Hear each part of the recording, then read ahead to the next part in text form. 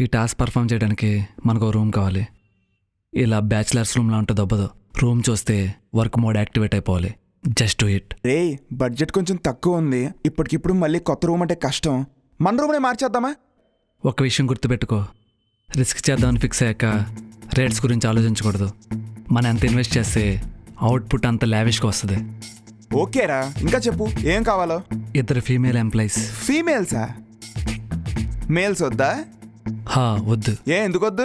మొన్నటిదాకా నేను ఒక పసిబిడ్డని, ఇప్పుడు కసిబిడ్డని. కసా? కానీ కానీ ఆ కళ్ళని ఇంకోసారి కామంతో చూస్తే కోసి కట్లెట్ చేసి కుక్కలకేస్తా. నువ్వే కదరా కస అన్నావు. అవునరా, కసి అంటే ఏంటి? ఫైరు. ఆ ఇన్సిడెంట్ జరిగినాక ఏదో ఒకటి పీకాలని బలంగా ఫిక్స్ అయ్యా. అదే కసి అంటే. Okay, clarified. ఆ భవన ఆ రోజు ఏమంది? నువ్వు దేనికి పనికిరావు, నీకెందుకు లవ్వా? ఒక ఆడ నన్ను ఎందుకు పనికిరాదంది కాబట్టి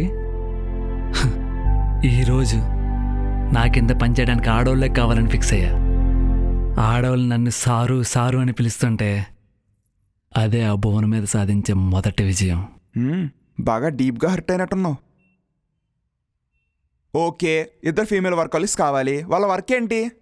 fully experienced at photo editing, poster making, brochures, social media handlings. మావా, మల్టీమీడియానా? ఫుల్ డిమాండ్ రా. శాలరీలు గట్టిగా అడుగుతారు. తప్పదు, కుచ్ హోనే కే లియే కుచ్ దేనా చాహియే. అలాంటి 2 అపాయింట్ చేయి.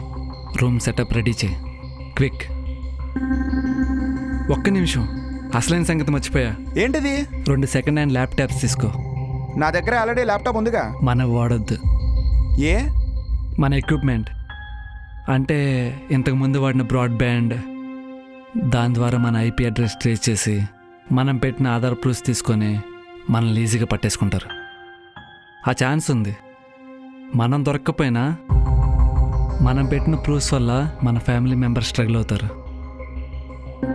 ఎంత చెత్త అవసరమా? Just do it.